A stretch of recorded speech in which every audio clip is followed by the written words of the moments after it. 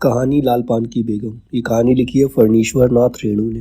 कहानी शुरू होती है, क्यों बिरजू की माँ नाच देखने नहीं जाएगी क्या। बिरजू की माँ शकरकंद उबाल कर बैठी मन ही मन कुढ़ रही थी अपने आंगन में।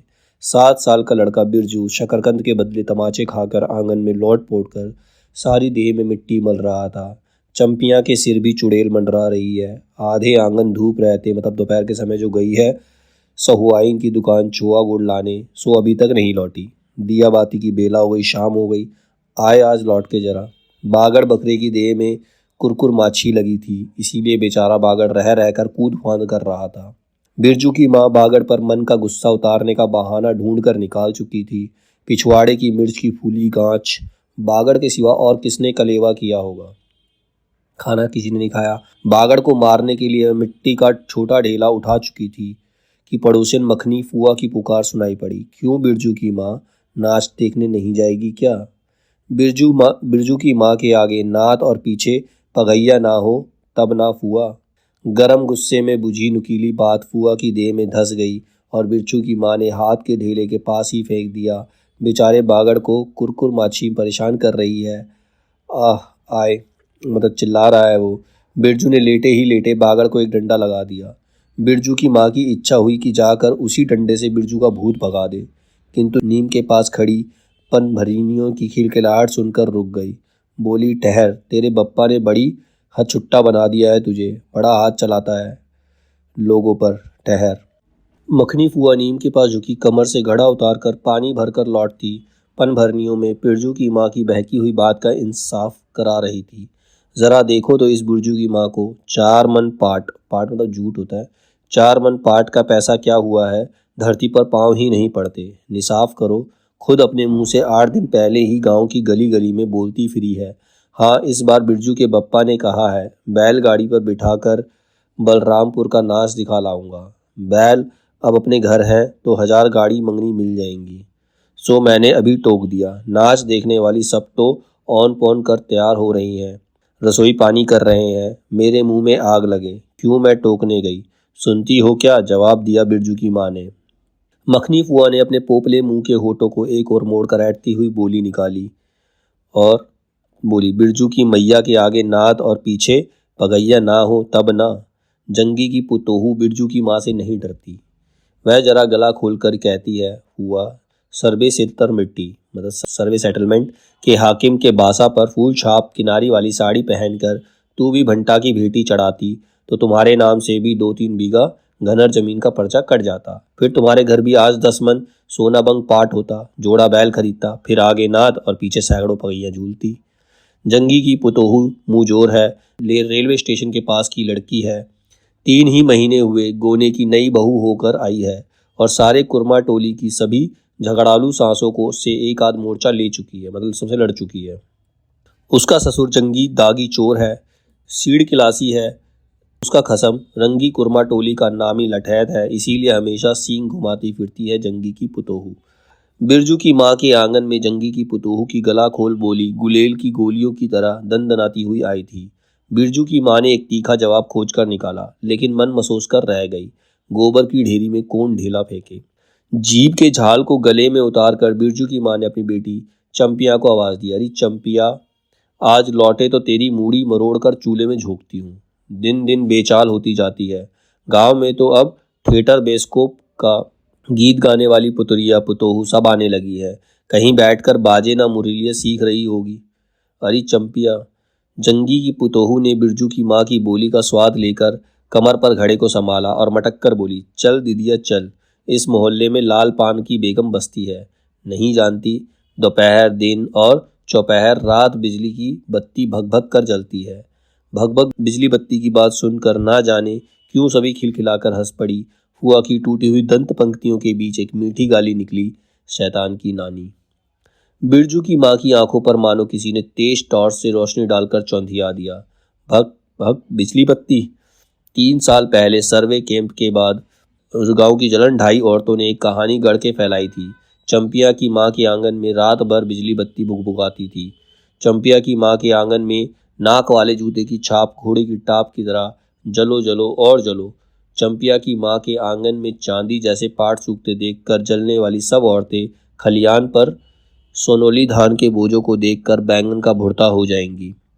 मिट्टी के बर्तन से टपकते हुए छोआ गुड़ को उंगलियों से चाटती हुई चंपिया आई और माँ के तमाचे खाकर चीख पड़ी, मुझे क्यों मारती है? सहुआइन जल्दी से सौदा नहीं देती कि नानी, एक सहुआइन की दुकान पर मोती झरते हैं जो गड़गाड़ कर बैठी हुई थी। बोल, गले पर लात देकर गला तोड़ दूंगी। हर जाई जो फिर कभी बाजे ना मुरलिया गाते सुना। चाल सीखने जाती है ट्यूशन की छोकरियों से। बिरजू की माँ ने चुप होकर अपनी आवाज़ अंदाजी की, उसकी बात जंगी के झोपड़े तक साफ साफ पहुंच गई होगी। बिरजू बीती हुई बातों को भूलकर उठ खड़ा हुआ था और धूल झाड़ते हुए बर्तन से टपकते गुड़ को ललचाई निगाह से देखने लगा था। दीदी के साथ वह भी दुकान जाता तो दीदी उसे भी गुड़ चटाती जरूर। वह शकरकंद के लोभ में रहा और मांगने पर माँ ने शकरकंद के बदले ए मैया एक उंगली गुड़ दे दे। बिरजू ने तलहत्ती फैला दी, देना मैया एक रत्ती भर। एक रत्ती क्यों, उठा के बर्तन को फेंक आती हूँ पिछवाड़े में, जाके चाटना। नहीं बनेगी मीठी रोटी। मीठी रोटी खाने का मुंह होता है? बिरजू की माँ ने उबले शकरकंद का सूप रोती हुई चंपिया के सामने रखते हुए कहा, बैठ कर छिलके उतार, नहीं तो अभी। 10 साल की चंपिया जानती है शकरकंद जीतते समय कम से कम 12 बार माँ उसे बाल पकड़कर झकझोरेगी, छोटी छोटी खोट निकालकर गालियां देगी। पाँव फैलाकर क्यों बैठी है उस तरह बेलज्जी? चंपिया माँ के गुस्से को जानती है। बिरजू ने इस मौके पर थोड़ी सी खुशामद करके देखा, भैया मैं भी बैठकर शकरकंद छीलूं? नहीं, माँ ने झिड़की दी, एक शकरकंद छीलेगा और 3 पेट में। जाके सिद्धू की बहू से कहो 1 घंटे के लिए कढ़ाई मांग कर ले गई तो फिर लौटाने का नाम नहीं। जा जल्दी। मुंह लटकाकर आंगन से निकलते निकलते बिरजू ने शकरकंद और गुड़ पर निगाहें दौड़ाई। चंपिया ने अपने झबरे केश की ओट से माँ की ओर देखा और नज़र बचाकर चुपके से बिरजू की ओर एक शकरकंद फेंक दिया। बिरजू भागा। सूरज भगवान डूब गए, दिया बत्ती की बेला हो गई, अभी तक गाड़ी। चंपिया बीच में ही बोल उठी, कोयरी टोले में किसी ने गाड़ी नहीं दी मैया। बप्पा बोले, माँ से कहना सब ठीक ठाक करके तैयार रहे, मलधैया टोली के मियाँ जान की गाड़ी लाने जा रहा हूँ। सुनते ही बिरजू की माँ का चेहरा उतर गया, लगा छाते की कमानी उतर गई घोड़े से अचानक। कोयरी टोले में किसी ने गाड़ी मंगनी नहीं थी, तब मिल चुकी गाड़ी। जब अपने गांव के लोगों की आंख में पानी नहीं तो मलधैया टोली के मियाँ जान की गाड़ी का क्या भरोसा? ना 3 में ना 13 में। क्या होगा शकरकंद छील कर, रख दे उठाकर, यह मर्द नाच दिखाएगा। बैलगाड़ी पर चढ़कर नाच दिखाने ले जाएगा। चढ़ चुकी बैलगाड़ी पर, देख चुकी जी भर नाच। पैदल जाने वाली सब पहुंचकर पुरानी हो चुकी होंगी। बिरजू छोटी कढ़ाई सिर पर औंधा कर वापस आया। देख दीदिया, मलेट्री टोपी, इस पर 10 लाठी मारने पर भी कुछ नहीं होता। चंपिया चुपचाप बैठी रही, कुछ बोली नहीं, जरा सी मुस्कुराई भी नहीं। बिरजू ने समझ लिया मैया का गुस्सा अभी उतरा नहीं पूरे तौर से। मड़ैया के अंदर से बागड़ को बाहर भगाती हुई बिरजू की माँ बड़बड़ाई, कल ही पंचकोड़ी कसाई के हवाले करती हूँ। राक्षस तुझे हर चीज में मुंह लगाएगा। चंपिया बांध दे बागड़ को, खोल दे गले की घंटी। हमेशा टुनर टुनर मुझे जरा नहीं सुहाता है। टुनर टुनर सुनते ही बिरजू सड़क से जाती हुई बैलगाड़ियों की याद हो आई। अभी बउआन टोल की गाड़ियां नाच देखने जा रही थी। झुनुर झुनुर बैलों की झुमकी तुमसे सू। बेसी बकबक मत करो, बागड़ के गले से झुमकी खोलती बोली चंपिया। चंपिया डाल दे चूल्हे में पानी, बप्पा आवे तो कहना अपने उड़न जहाज पर चढ़कर नाच देख आए। मुझे नाच देखने का शौक नहीं, मुझे जगाइयो मत कोई, मेरा माथा दुख रहा है। मड़ैया के उसारे पर बिरजू ने फिसफिसा के पूछा, क्यों दीदिया, नाच में उड़न जहाज भी उड़ेगा? चटाई पर खतरी ओढ़ कर बैठती हुई चंपिया ने बिरजू को चुपचाप अपने पास बैठने का इशारा किया। मुफ्त में मार खाएगा बेचारा। बिरजू ने बहन की कथरी में हिस्सा बांटते हुए चुक्की मुक्की लगाई। जाड़े के समय इस तरह घुटने पर ठुड्डी रखकर चुक्की मुक्की लगाना सीख चुका है वह। उसने चंपिया के कान के पास मुंह ले जाकर कहा, हम लोग नाच देखने नहीं जाएंगे? गांव में एक पंछी भी नहीं है, सब चले गए। चंपिया को तिल भर भी भरोसा नहीं। संजा तारा डूब रहा है, बप्पा अभी तक गाड़ी लेकर नहीं लौटे। 1 महीना पहले ही मैया कहती थी बलरामपुर के नाच के दिन मीठी रोटी बनेगी। चंपिया छीट की साड़ी पहनेगी, बिरजू पैंट पहनेगा बैलगाड़ी पर चढ़कर। चंपिया की भीगी पलकों पर एक बूंद आंसू आ गया। बिरजू का भी दिल भर आया।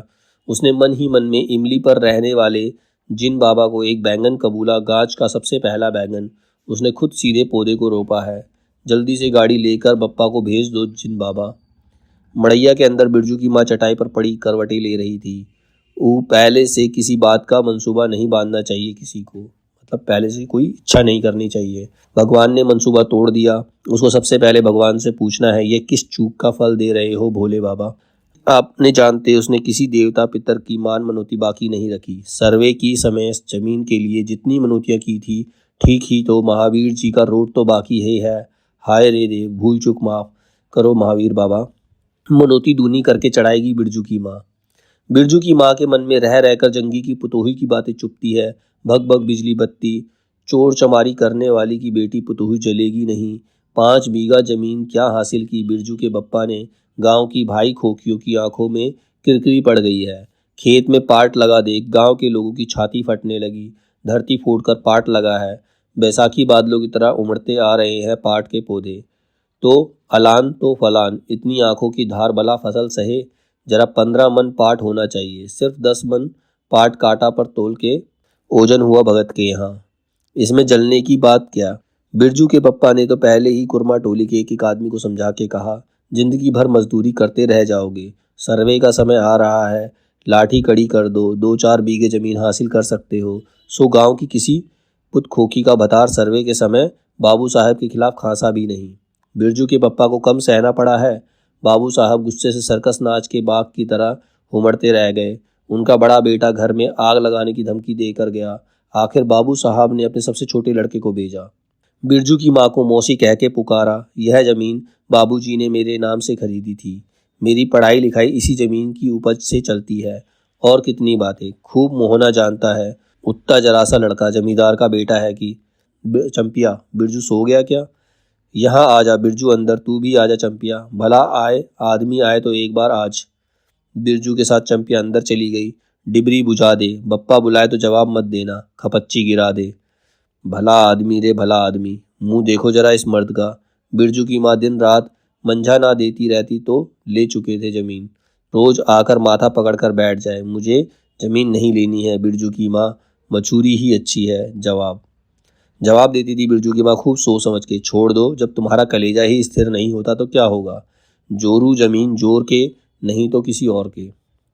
बिरजू के बाप पर बहुत तेजी से गुस्सा चढ़ता है, चढ़ता ही जाता है। बिरजू की माँ का भाग ही खराब है जो ऐसा गोबर गणेश घरवाला उसे मिला। कौन सा शौक मोच दिया है उसके मर्द ने। कोलू के बैल की तरह खटकर सारी उम्र काट दी इसके यहाँ। कभी 1 पैसे की जलेबी भी लाकर नहीं दी उसके खसम ने। पाट का दाम भगत के यहाँ से लेकर बाहर ही बार बैल हट्टा चले गए। बिरजू की माँ को एक बार नमरी लौट देखने भी नहीं दिया आँख से। बैल खरीद लाए। उसी दिन से गांव में ढिढोरा पिटने लगा। बिरजू की माँ इस बैलगाड़ी पर चढ़कर जाएगी नाच देखने, दूसरे की गाड़ी के भरोसे नाच दिखाएगा। अंत में उसने अपने आप पर क्रोध हुआया। वह खुद भी कुछ कम नहीं, उसकी जीभ में भी आग लगे। बैलगाड़ी पर नाच देखने की लालसा किस कुछ समय से उसके मुंह से निकली थी भगवान जाने। फिर आज सुबह से दोपहर तक किसी न किसी बहाने उसने 18 बार बैलगाड़ी पर नाच देखने की चर्चा छेड़ी है। लो खूब देखो नाच। कथरी के नीचे दुसाले का सपना। कल भोरे पानी भरने के लिए जब जाएगी, पतली जीभ वाली पतुरिया, सब हस्ती आएंगी, सभी जलते हैं उससे। हाँ भगवान, दाढ़ी जार भी दो बच्चों की माँ को होकर भी वह जस की तस है। उसका घरवाला उसकी बात में रहता है। वह बालों में गरी का तेल डालती है। उसकी अपनी जमीन है और किसी के पास एक घुर जमीन भी अपने इस गाँव में। जलेंगे नहीं, 3 बीघे दान लगा हुआ है। अगानी लोगों की बीख दीट से बचे। अब तो बाहर बैलों की घंटियां सुनाई पड़ी। तीनों सतर्क हो गए, उत्कुण हो सुनते हैं। अपने ही बैलों की घंटी है, क्यों री चंपिया और बिरजू ने प्राय एक ही साथ कहा, चुप। बिरजू की माँ ने फिर फिसा कर कहा, शायद गाड़ी भी है, गड़गड़ाती है ना। दोनों ने फिर हुंकारी भरी। चुप, गाड़ी नहीं है। तू चुपके से टट्टी के छेद करके देख तो आ चंपी, भाग के आ। चुपके चंपिया बिल्ली की तरह हौले हौले पाँव से छेद में झांक आई। हाँ मैया, गाड़ी भी है। बिरजू हड़बड़ा कर उठा। उसकी माँ ने उसका हाथ पकड़कर सुला दिया। बोल मत। चंपिया भी गुदड़ी के नीचे घुस गई। बाहर बैल गाड़ी खोलने की आवाज़ हुई। बिरजू के बाप ने बैलों को जोर से डांटा। हाँ, आ गए घर आने के लिए छाती फटी जाती थी। बिरजू की माँ ताड़ गई। जरूर माल धैया टोली के गांजे की चिलम चढ़ रही थी। आवाज़ तो बड़ी खनखनाती हुई निकल रही है। चंपिया, बाहर से पुकार कर उसके बाप ने बैलों को घास दे चंपिया। अंदर से कोई जवाब नहीं आया। चंपिया के बाप ने आंगन में आकर देखा तो ना रोशनी, ना चिराग, ना चूल्हे में आग। बात क्या है, नाच देखने उतावली होकर पैदल ही चली गई क्या? बिरजू के गले में खसखसाहट हुई और उसे रोकने की पूरी कोशिश भी की, लेकिन खांसी जब शुरू हुई तो पूरे 5 मिनट तक वह खांसता रहा। बिरजू बेटा, ब्रिजमोहन, बिरजू के बाप ने पुचकार कर बुलाया। मैया गुस्से के मारे सो गई क्या? अरे अभी तो लोग जा ही रहे हैं। मतलब इसमें बिरजू का पूरा नाम भी ब्रिजमोहन बताया गया, अगर कहा क्वेश्चन बन सकता है इस पे भी। बिरजू की माँ के मन में आया कि कसकर जवाब दे, नहीं देखना है नाच, लौटा दो गाड़ी। चंपिया, उठती क्यों नहीं? ले धान की 25 रख दे 25 रख दे। धान की बालियों का छोटा जब्बा झोपड़े के ओसरे पर रखकर उसने कहा, दिया बालो। बिरजू की माँ उठकर ओसारे पर आई। 1:30 रात को गाड़ी लाने की क्या जरूरत थी? नाच तो अब खत्म हो रहा होगा। डिबरी की रोशनी में धान की बालियों का रंग देखते ही बिरजू की माँ के मन का मैल दूर हो गया। धानी रंग उसकी आंखों से उतरकर रोम रोम में घुल गया। नाच अभी शुरू भी नहीं हुआ होगा। अभी अभी बलमपुर के बाबू की सपनी गाड़ी मोहनपुर होटल बंगला से हाकिम साहब को लाने गई है। इस साल आखिरी नाच है। पंचशीश टट्टी में खोज दे, अपने खेत का है। अपने खेत का? हुलसती हुई बिरजू की माँ ने पूछा, पक गए धान? नहीं, 10 दिन में अगहन चढ़ते चढ़ते लाल होकर झुक जाएगी सारी खेत की बालियां। बलदहिया टोली पर जा रहा था, अपने खेत में धान देखकर आंखें जुड़ा गई। सच कहता हूँ, पंचशीश तोड़ते समय उंगलियां कांप रही थी मेरी। बिरजू ने धान की एक बाली से एक धान लेकर मुंह में डाल लिया और उसकी माँ ने एक हल्की सी डांट दी। कैसा लुक्कड़ तू है तू, इन दुश्मनों के मारे कोई नेम धर्म बचे? क्या हुआ, डांटती की हो? नवान के पहले का नया धान झुटा दिया, देखते नहीं? अरे इन लोगों का सब कुछ माफ है। चिरई चुरमुन है यह लोग, दोनों के मुंह में नवान के पहले नया अन्न ना पड़े। इससे पहले चंपिया ने भी धान की बाली से 2 धान लेकर दांत तले दबाए। ओ मैया, इतना मीठा चावल और गमकता भी है ना दीदिया। बिरजू ने फिर मुंह में धान लिया। रोटी पोटी तैयार कर चुकी क्या? बिरजू के बाप ने मुस्कुराकर पूछा। नहीं, मान भरे सुर में बोली बिरजू की माँ। जाने का ठीक ठिकाना नहीं और रोटी बनाती? वाह, खूब हो तुम लोग। जिनके पास बैल है उसे गाड़ी मांगनी नहीं मिलेगी भला? गाड़ी वालों को भी कभी बैल की जरूरत होगी। पूछूंगा तब कोयली टोला वालों से। ले जल्दी से रोटी बना ले, देर नहीं होगी। अरे टोकरी भर रोटी तो तू पलक मारते ही बना देती है। 5 रोटियां बनाने में कितनी देर लगेगी? अब बिरजू की माँ के होठों पर मुस्कुराहट खुलकर खिलने लगी। उसने नजर बचाकर देखा, बिरजू का बप्पा उसकी ओर एकटक निहार रहा है। चंपिया और बिरजू ना होते तो मन की बात हंसकर खोलने में देर न लगती। चंपिया और बिरजू ने एक दूसरे को देखा और खुशी से उनके चेहरे जगमगा उठे। मैया बेकार गुस्सा हो रही थी ना? चंपी, जरा घैसल मार्स में खड़ी होकर मखनी फुआ को आवाज दे तो। ए फुआ, सुनती हो? फुआ मैया बुला रही है।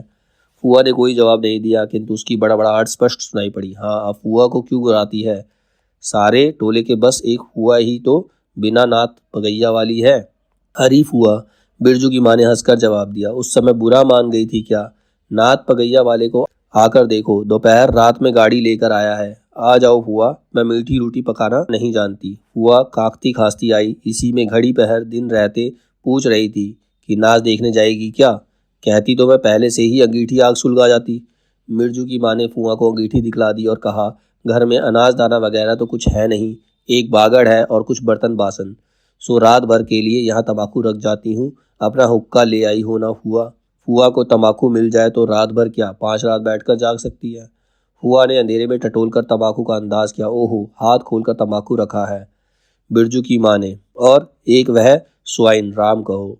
उस रात को अफीम की गोली की तरह एक मटर भर तम्बाकू रख कर चली गई गुलाब बाग मेले और कह गई, डिब्बी भर तम्बाकू है। बिरजू की माँ चूल्हा सुलगाने लगी। चंपिया ने शकरकंद को मसल कर गोले बनाए और बिरजू सिर पर कढ़ाई औंधा कर अपने बाप को दिखलाने लगा, मिलिट्री टोपी, इस पर 10 लाठी मारने पर भी कुछ नहीं होगा।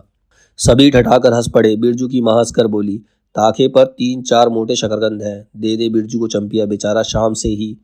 बेचारा मत कहो मैया, खूब सचारा है।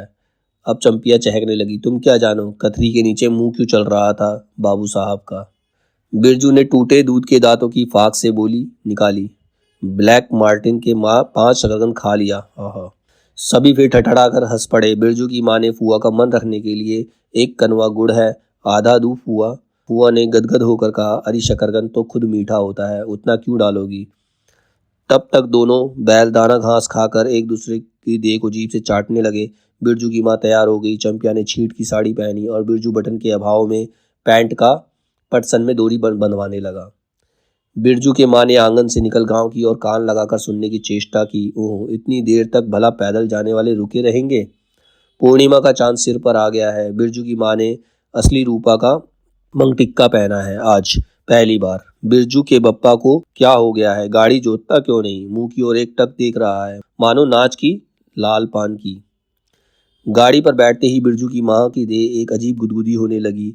उसने बांस की बल्ली को पकड़कर कहा, गाड़ी पर अभी बहुत जगह है, जरा दाहिनी सड़क से गाड़ी हाँकना।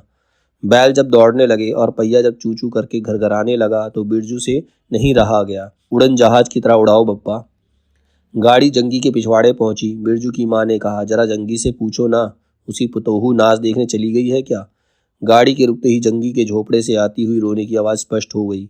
बिरजू के पप्पा ने पूछा, रे जंगी भाई, काहे कन रोहट हो रहा है आंगन में?